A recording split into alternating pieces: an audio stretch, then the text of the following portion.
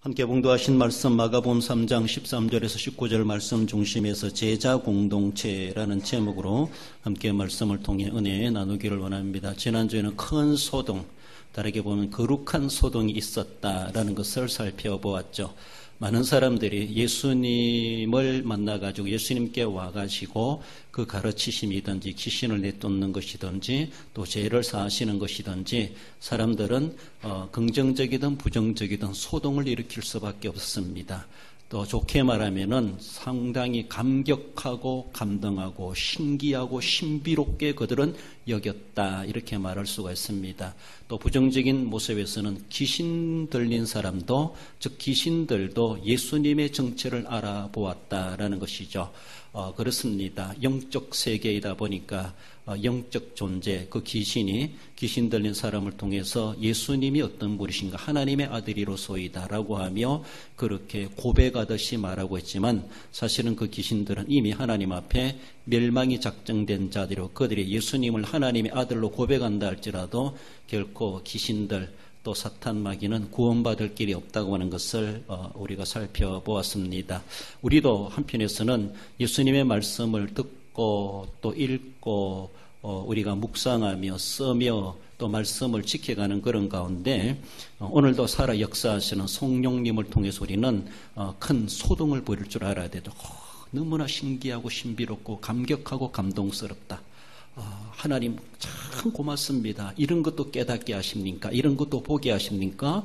이런 은혜를 내게 주십니까? 느낌이 있어야 되죠. 감각이 있어야 되죠.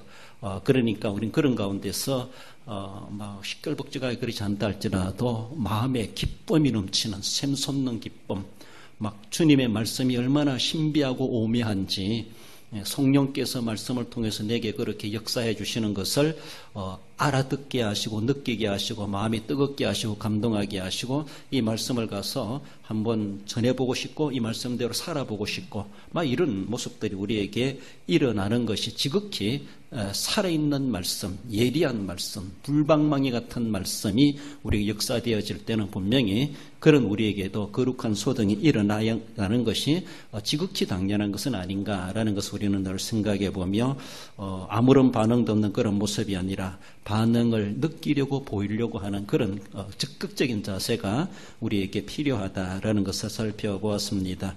오늘은 이렇게 예수님께서 제자를 삼으신 것을 말씀하고 있는데 예수님의 사역에 돕는 자들로서 참모들로서 예수님이 그들을 12명을 세우셨다라는 것을 말씀합니다. 그 12명은 뒤에도 말씀드리지만 그 12명만 아니라 하나님께서 선택하여 부름받은 모든 성도 공동체, 하나님의 모든 공동체의 대표적인 그런 인물들로 제자들이 있는 것이고, 그래서 넓게 우리들도 지금 제자다 이렇게 말하고 교회는 제자 삼는 사역을 한다 이렇게 말하죠. 예수님의 제자를 삼는 것입니다. 우리도 그 12반열에 속한 사람이고 12명이라는 상태 12명이지만은 상징적인 숫자로 바라볼 때 우리도 그렇게 예수님의 최측근에 있는 주님의 제자나 다를 바가 없다라는 것을 우리는 늘 생각하며 본문에 나타난 그 12제자들, 과연 그들은 어떤 이들인가? 더 나아가서는 그들만이 아니라 나는 또한 어떤 제자의 모습일까라는 것을 자기와 연관시켜가며 우리가 함께 살펴볼 수 있기를 원합니다. 먼저는 주님이 원하신 제자들임을 말씀합니다. 13절에 또 산에 오르사 자기가 원하는 자들을 부르시니 나온지라. 원한다라고 하는 델로란 그런 말인데 바라다, 원하다, 좋아하다, 기뻐하다. 주님께서 제자를 삼으심이 있어가지고 어떤 누구의 부탁이나 자신의 어떤 제안이나 자기가 신청해서 그렇다든가 자원했다든가 그런 것도 아니고 주님이 원하는 사람들을 주님의 절대 주권, 주님의 주권적 선택 이렇게 말할 수 있죠.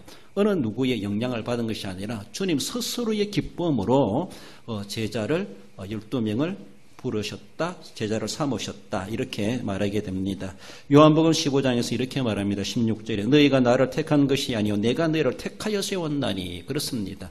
내가 주님 제자 할래요 라고 찾아오는 사람도 있었기도 했습니다.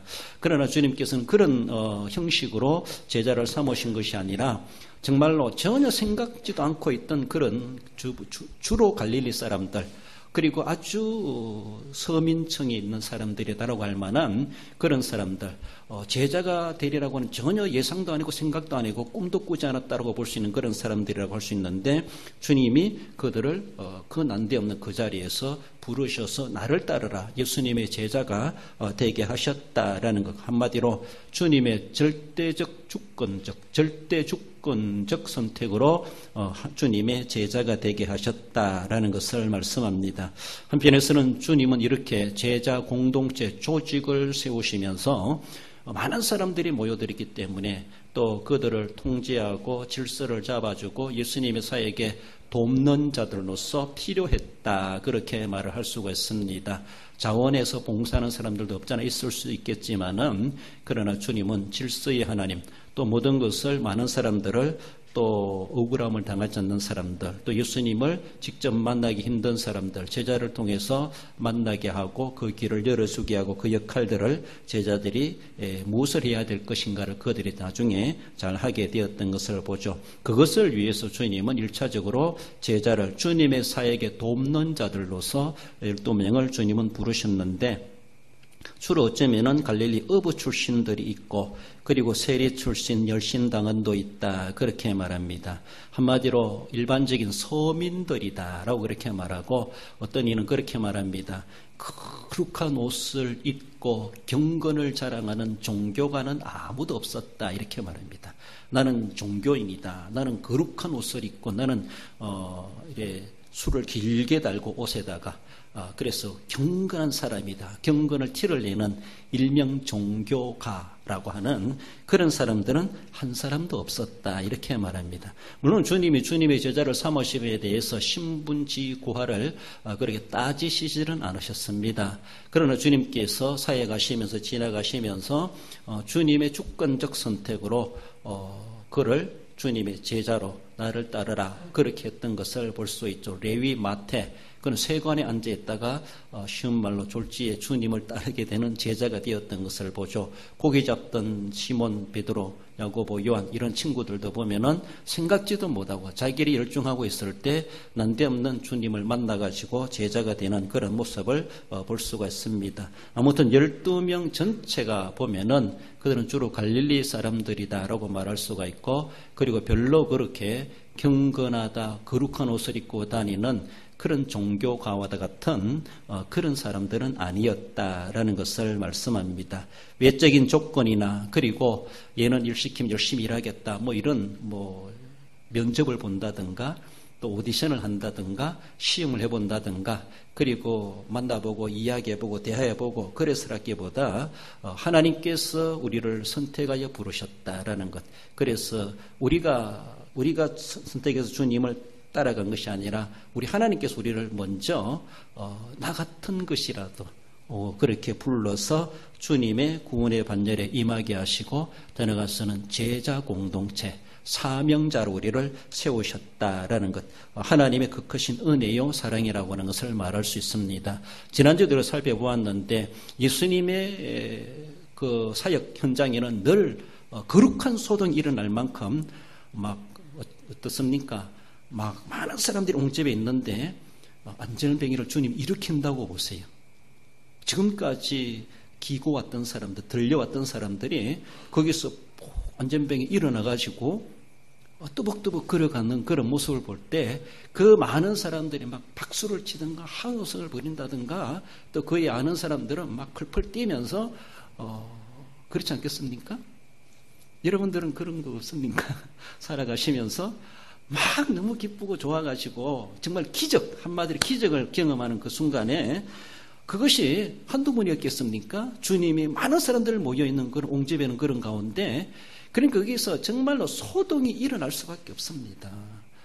귀신 들린 사람이 온전하게 되고,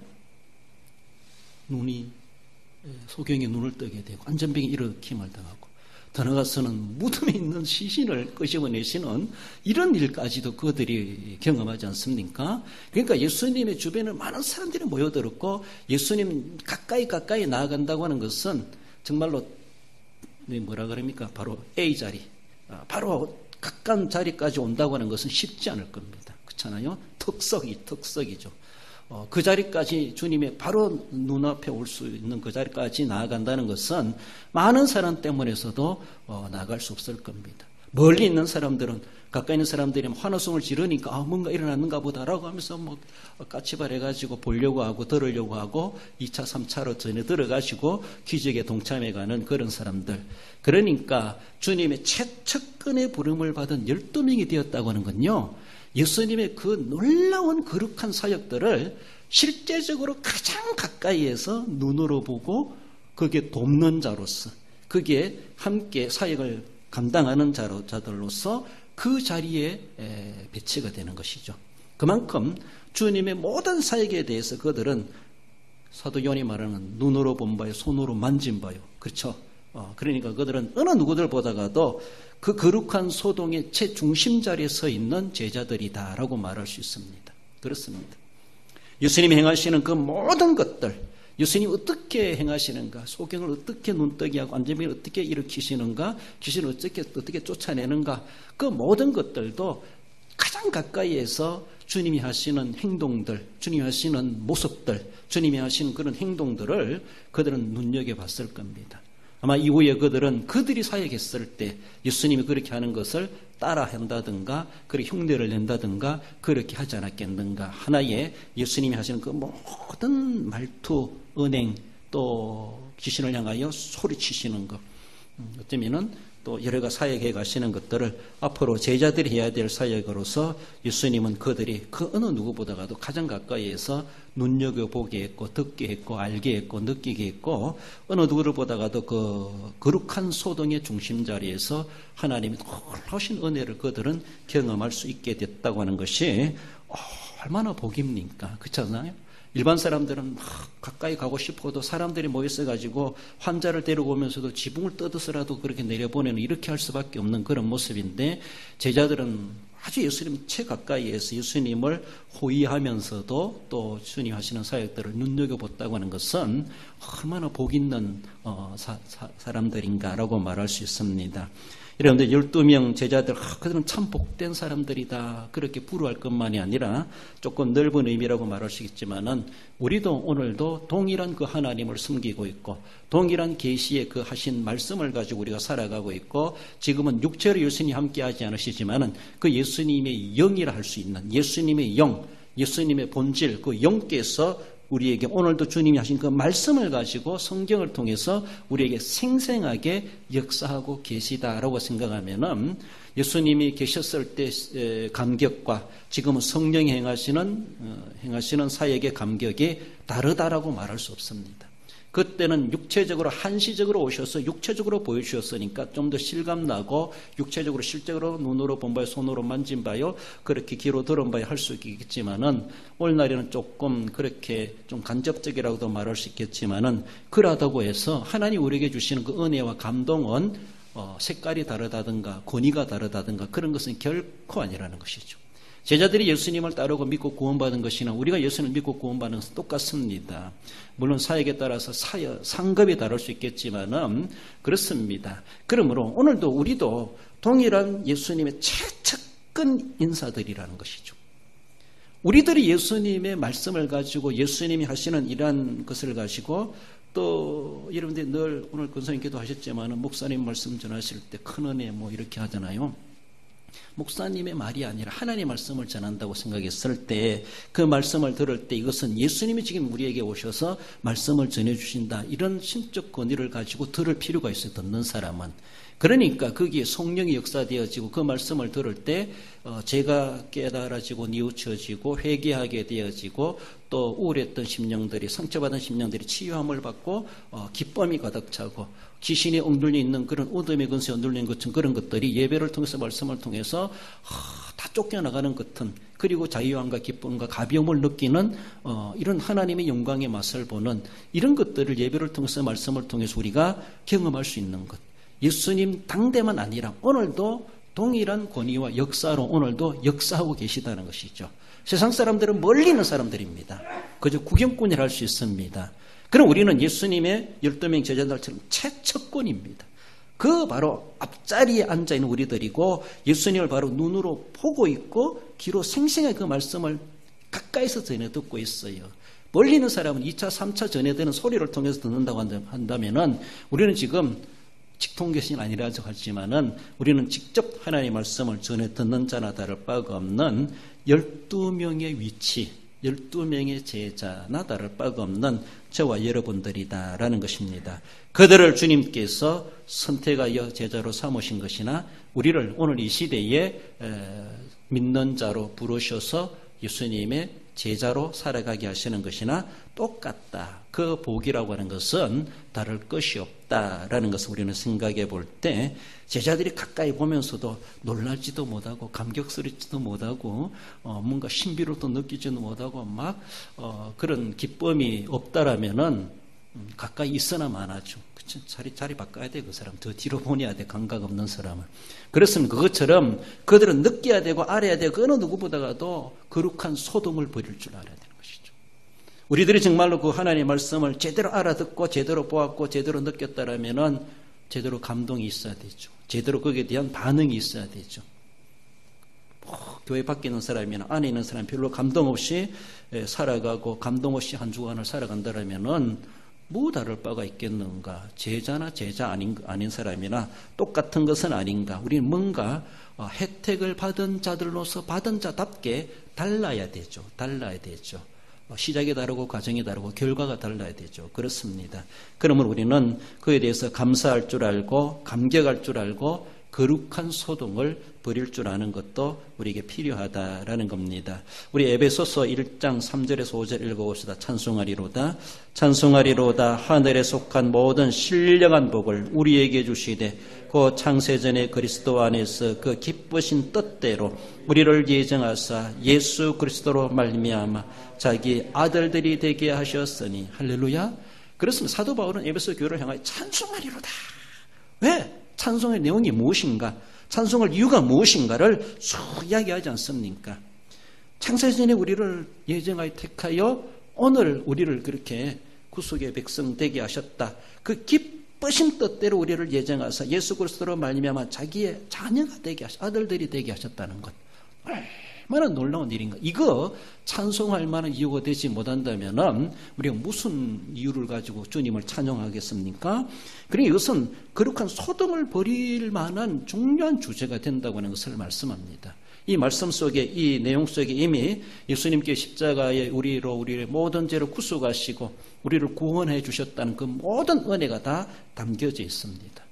예수 그리스도 안에서 그리스도로 말미암아 예수님의 십자가와 부활로 말미암아 우리가 그의 은혜로 말미암아 하나님의 아들들이 되게 하셨다. 자녀가 되게 하셨다. 이것이 우리가 찬송할 만한 이유. 모든 찬송의 주제가 된다. 이 주제를 빼놓고 다른 어떤 주제로 무엇을 찬송하겠는가? 우리의 기쁨과 감격과 거룩한 소등이 이런 거 이거 빼놓고 우리가 무엇을 다른 걸 가지고 하나님 앞에 감사한다, 찬송한다 말할 수 있겠습니까? 물론 다른 것도 많겠지만은 그 무엇보다도 가장 원론적인 우리에게 찬송할 이유가 있다고 하는 것을 에베소서에서 그렇게 말씀하십니다. 그것처럼 제자들처럼 우리도 주님이 기쁘신 뜻에 의하여서 주님이 원하셨어. 주님이 그렇게 우리를 좋아하셔서 억지로 한 것이 아니라 주님이 정말로 마음이 내켜셔가지고 우리가 무엇이건데 그렇게 주님의 제자의 반전에 세워주셨다라는 것을 늘 기억하며 주님의 채권에서 날마다 그 은혜의 감격을 가지고 거룩한 소등을 우리가 나타낼 수 있는 그런 우리 모습들 제자의 삶을 살아가야 할 것입니다. 나아가서는 제자 공동체는 교회 초석이 될 제자들을 삼으셨음을 말씀합니다. 14절에 보면 이에 12를 세우셨으니 이는 자기와 함께 있게 하시고 또 보내사 전도도 하며 귀신을 내쫓는 권능도 가지게 하려 하심이라. 왜 그들을 제자로 세우셨는가? 12명의 숫자는 그렇게 중요하지 않다 말할 수 있는데 아무튼 세우셨으니 세움받은 자들 세 가지로 말할 수가 있죠. 자기와 함께 있게 하고 안으로 볼 때는 함께 있는 걸 동거한다는 것이죠. 그리고 밖으로 볼 때는 보내사 전도하게 하시고 전도자로 보내시는 것이 밖으로 나갈 때는 전도자가 되는 겁니다. 안에 있을 때는 주님과 동거하는 것이고 그리고 더 나아가서는 그들이 이제는 귀신을 내쫓는 권능도 있게 하시니 이제는 예수님과 늘 뒤에만 졸졸 따라다니는 제자들이 아니라 이제는 자기들 스스로가 할 수 있어야 된다라는 겁니다. 운전도 보면은 운전학원 가가지고 이제 교관 옆에 앉아 있고 하라고 조정해 주죠. 유급사항이 있으면 내가 어찌할 수 없는데 옆에서 많이 그렇게 해 주기도 하죠. 그렇잖아요. 제가 또 공군이라서 비행기 이야기하는데 비행기 조종사도 마찬가지예요. 처음부터 비행기 몰고 나갈 조종사가 어디 있습니까? 초동, 중동, 고동 비행을 하면서 그래서 빨간 마을로 매기까지 그래서 솔로 비행이라 그랬죠. 처음에는 교관과 같이 비행을 합니다. 초동, 중동, 고동 다 똑같죠. 초동할 때도 중동할 때도 고동할 때도 마찬가지고 그래서 교관과 같이 하다가 이제는 솔로 비행한다. 그러면 자기 혼자 잠자리 같은 비행기를 타고 하는 그 소리. 그래가지고 하나 한번 날고 내려오면은 그 사람이 이제는 비행사가 되었다. 이렇게 자기 혼자 비행하면 그래요.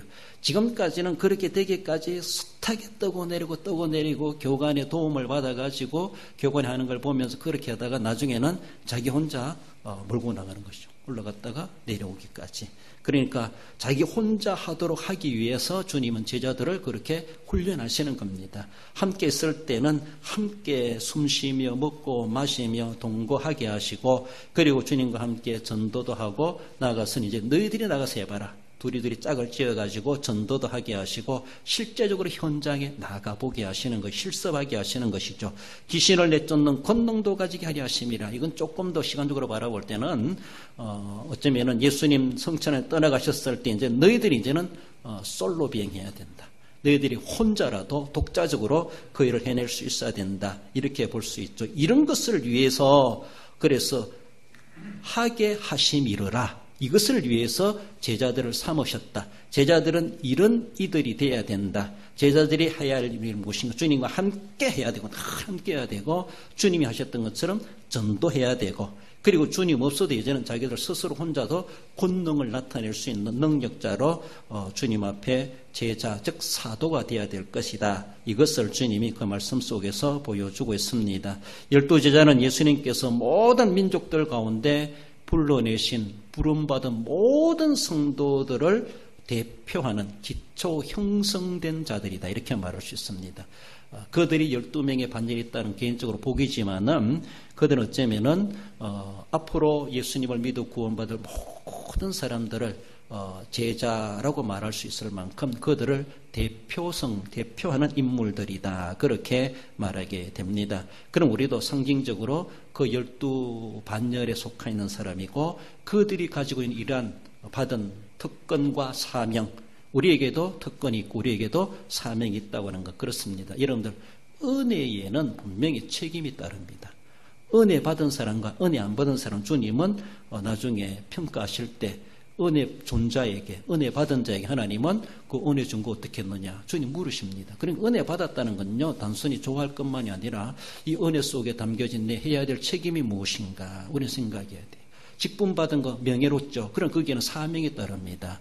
그 직분 속에 내가 감당해야 될 사명이 무엇인가 늘 생각해야 되죠. 사명 감당 안 하면은 안 받은 것만 또 못할 수 있습니다. 그러므로 늘 내가 주님의 제자 된 것은 얼마나 복된 자인가 가장 최측근에서 주님의 하시는 사역들을 경험할 수 있는 그러한 은혜를 복을 받은 자 그것만이 아니라 거기에 뒤따르는 우리가 해야 될 거룩한 사명이 있다고 하는 것. 그 어느 누구도 정말로 따라올 수 없는 천사도 흠모할 귀한 직분, 귀한 사명 우리에게 주셨다라는 것을 늘 생각하며 직분만이 아니라 은사만이 아니라 은혜만이 아니라 거기에 대해서 우리 주님 우리에게 기뻐하시고 원하시고 기대하시는 만큼 사명을 찾아 감당해 가야 할 것입니다. 남다르게 부른 만큼 하나님의 큰 은혜를 받은 만큼 큰 은혜에 대한 우리 하나님이 기대하심도 크시다라는 것을 우리는 생각해야 됩니다. 예수님께서 그의 말씀과 성령으로 그들을 충성스럽게 하여서 미래에 주님이 떠나가신 이후에 사역자로서 쓰여질 수 있도록 그들 스스로도 할 수 있도록 주님이 그들을 훈련해 가시는 것을 볼 수 있습니다. 가까이는 주님의 사역에 돕는 자들이지만은 멀리 미래적인 모습에서는 이제 너희들 스스로도 그렇게 할 수 있어야 된다. 그래서 새가 새끼를 키우면은 처음에는 물어주지만 음식을 갖다 주지만 나중엔 이제 네가 날아가서 벌레 잡아먹어라 이렇게 할 수밖에 없는 것처럼 그렇죠. 늘 먹여줄 수 없습니다. 이제 내 스스로가 고기 잡는 법을 배워야 되고 고기 잡을 수 있어야 되고 내 스스로가 생존해 갈 수 있어야 되고 생존뿐만 아니라 싸워서 이기고 승리해가는 그것까지도 권능도 가지게 하려 하심이라. 권능 있는 자, 우린 그런 사명자들이 되어야 될 것을 말씀합니다. 그 교회 초석이다라는 말 속에 바라볼 때 대표적으로 마태복음 16장 18절 베드로에게 하시는 말씀이죠. 또 내가 내게 이르노니 너는 베드로라. 내가 이 반석 위에 내 교회를 세우리니 엄부의 권세가 이기지 못하리라. 베드로가 그렇다는 것이 아니라 모든 12제자들이 다 그렇다는 겁니다. 더 나아가서 우리들이 바로 오늘의 교회의 초석이 되어야 될 자들이죠. 그러므로 나는 주님 앞에 주님의 교회가 세워져 가는 데는 중요한 인물이다. 중요한 역할이 있다. 그저 그런 존재가 아니라 우리는 초석과도 같은 교회의 반석과도 같은 그런 역할들을 우리는 감당해가고 엄부의 권세와 싸워가야 될 것이고 엄부의 권세 이기지 못하도록 우리를 이미 권세 있는 자들로 삼아주셨다는 사실 우리는 늘 생각해 가야 합니다. 그러나 너무나도 안타깝게도 12명 제자 공동체 중에 19절에 보면 또 가룟 요단이 이는 예수를 판 자르라. 너무나 주님 앞에 참 뼈아픈 손가락이 있었다라는 것을 말씀합니다. 그러므로 그는 교회 초석이 되도록 그렇게 특권을 부여받고 주님이 좋아하셔서 제자로 삼아주셨는데 결과적인 모습에서 요단은 예수님을 팔아버리는 배신자가 되어버렸다라는 것입니다. 그렇습니다. 제자의 반열에 올랐으면서도 주님을 배신했다고 하는 것은 주님 앞에 받을 벌이 엄청나게 크다라는 것도 암시해 주고 있습니다. 그러므로 믿다가 낙심하고 배신하면요 더 큰 벌을 받지 않겠는가 그런 생각이 드는데 벌 받는 게 두려운 것이 아니라 우리가 구원받은 은혜가 얼마나 귀한 것인지 예수님 믿지 마라 해도 우리는 믿을 수밖에 없어요. 왜? 너는 나를 내가 죽인다 할지라도 내 영혼은 죽일 수 없고 내 구원은 취소되지 않기 때문에 내가 믿는 예수님을 죽일 수 없기 때문에 우리는 당당하게 믿음으로 우리의 생명마저도 아까워하지 않고 믿음을 지켜갈 수 있는 우리의 모습이 되고 또 받은 사명, 교회 초석이 되어야 될 그런 사명으로서 유다처럼 세상의 욕심과 욕심 그리고 물질의 욕에 또 세상의 정력에 빠져가지고 사명을 뒷전으로 버리고 자기의 아니만을 생각하다가 결국은 유다짱 나는 그런 모습이 되지 말아야 될 것을 우리 경고조로도 말씀해 주고 있습니다. 너무나 안타까운 인물이죠. 그렇습니다. 참 그런 우리의 인물이 그런 존재가 되지 말아야 될 것을 말씀하십니다. 주님이 원하시며 좋아하시며 기뻐하시는 자들로서 여기서 성도로 우리를 불러주셨다는 사실을 늘 기억하시면서 뿐만 아니라 또 천사도 흠모할 그 귀한 직분 천사들은 아무리 하나님의 심부름을 하고 하늘과 땅을 오가면서 일을 해도 그들에게는 상급이 없어요. 그러나 우리는 죽도록 고생한 만큼 고생한 대가를 우리에게 주십니다. 그러니까 우리가 받은 직분이 천사가 흠모하죠. 저 인간들은 좋겠다. 우리는 아무리 고생해도 더 받을 것 없고 더 나아질 것 없어요. 그들의 자리가 더 이상 올라갈 것도 없고 더 이상 내려갈 것도 없어. 그럼 우리는 죄인이 의인이 되고 버려진 우리들이 하나님의 자녀가 되지 않습니까?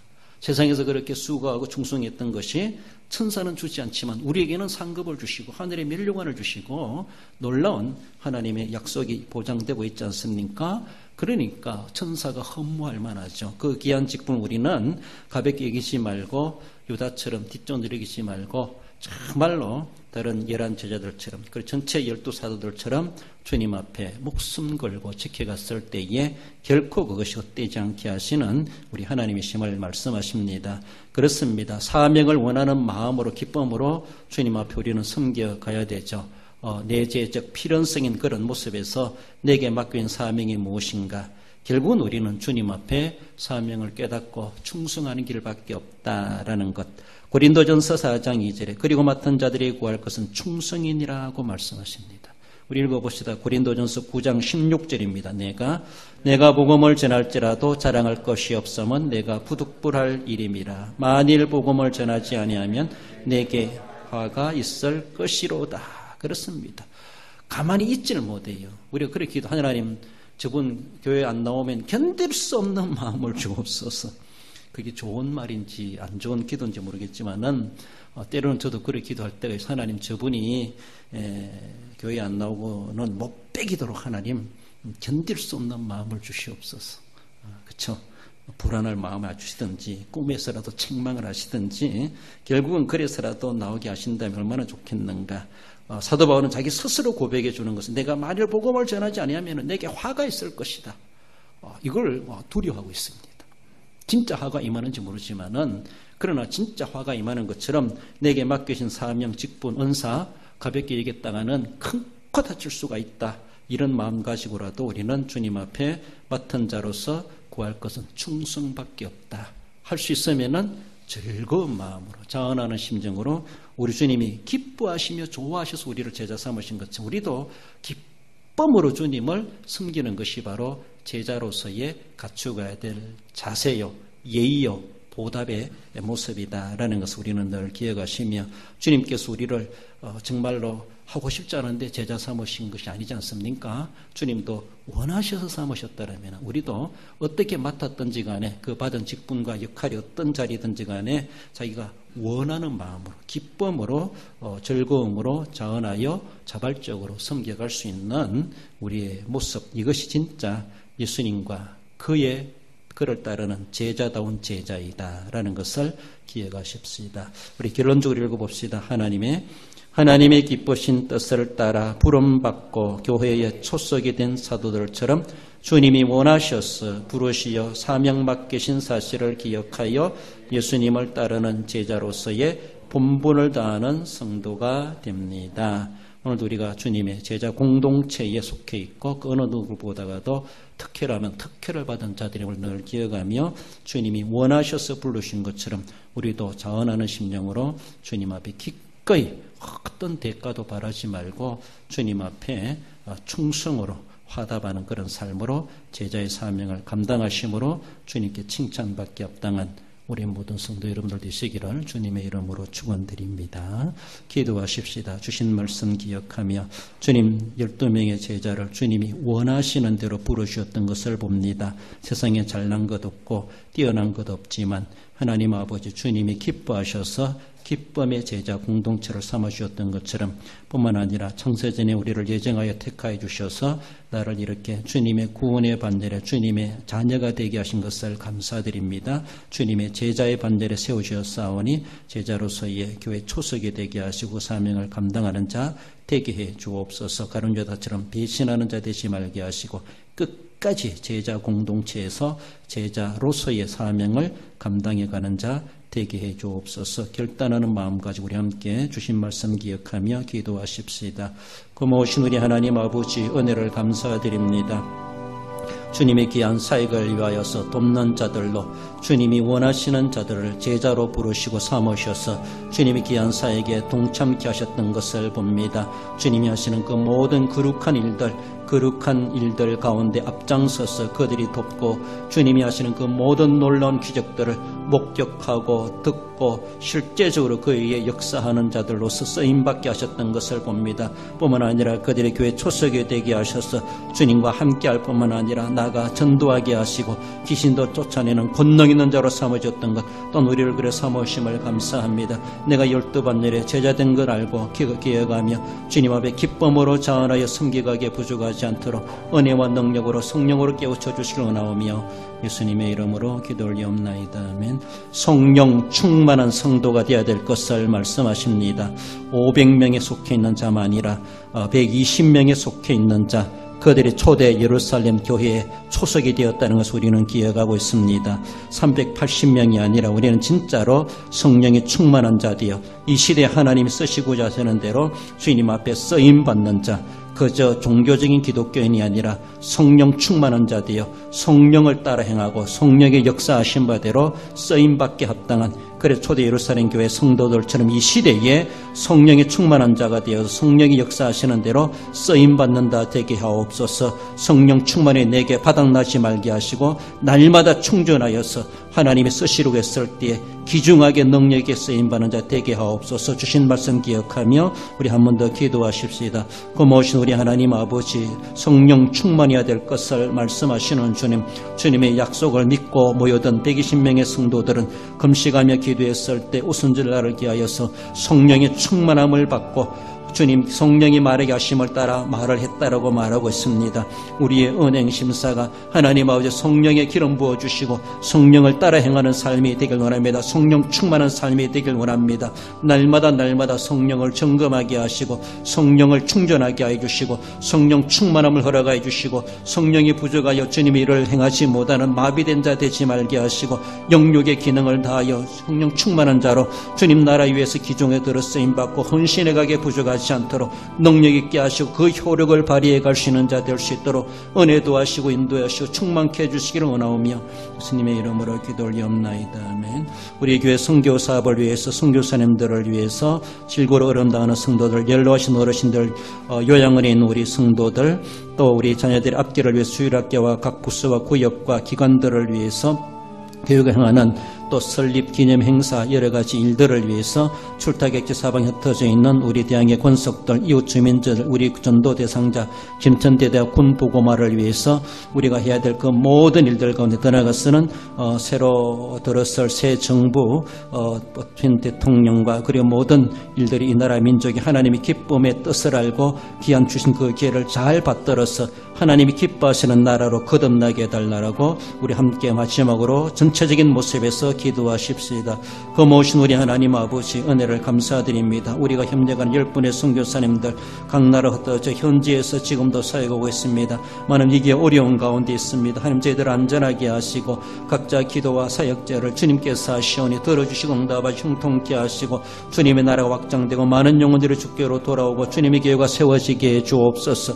좋은 소식들이 오갈 수 있게 해주시고 하나님이 하시고자 하시는 일들이 모든 형통하고 원만하게 이루어질 수 있도록 우리 하나님 도와주시길 원합니다. 우리가 전도 이웃주민들 우리 전도 대상자를 기억하시고 이 지역이 복음화되고 속히 믿는 자들이 이 자리로 찾아 들어오게 하시고 날마다 구원받는 자가 더해지는 주님의 교회 되게 하시고 오늘도 살아 역사하시는 살아 움직이는 주님의 교회가 되게 하시고 구원의 운동이 구령사업이 날마다 활발하게 이루어질 수 있도록 우리 하나님 도와주옵소서. 주력계와 각 기관과 각 부서와 구역을 기억하여 주시고 우리 자녀들의 장래를 열어주시고 인도하여 주시고 저희들의 모든 소원들이 아름답게 이루어질 수 있도록 우리 하나님 도와주시길 원합니다. 김천대대학 군부감을 위해서 기도합니다. 출타객지 사방이었던 우리 모든 대인 군석들을 위해서 기도합니다. 우리 하나님 아버지의 불쌍히 여주시고 질고와 어려움당하고 연로하신 어르신들 주님께서 총명하게 총기 있게 하시고 정신을 맑게 하시고 영원히 있는 우리 성도들 주님께 속히 회복되어 돌아오게 할 수 있도록 인도하여 주시길 원합니다. 우리 대한민국을 사랑하시고 새로운 기회를 주시니 감사드립니다. 우리 하나님 아버지 겸손하게 하나님의 뜻을 묵상하며 새겨가며 하나님 아버지 주신 기회를 잘 선용할 수 있도록 도와주시고 하나님이 기뻐하시는 나라로 세워지게 하시고 마음껏 하나님을 찬송하며 선교하며 하나님이 기뻐하시는 대로 세계복음화의 주역으로 쓰임받는 우리 대한민국과 한국교회가 될 수 있도록 역사하시고 복을 내려주시고 우리 하나님 사용하시고 영광받아 주옵소서. 우리 대한교회 그 역할을 신실히 감당해낼 수 있도록 크신 은총으로 성령으로 역사해 주시기를 원하오며 거룩하시고 고마우신 예수님의 이름으로 감사하며 기도 올리옵나이다.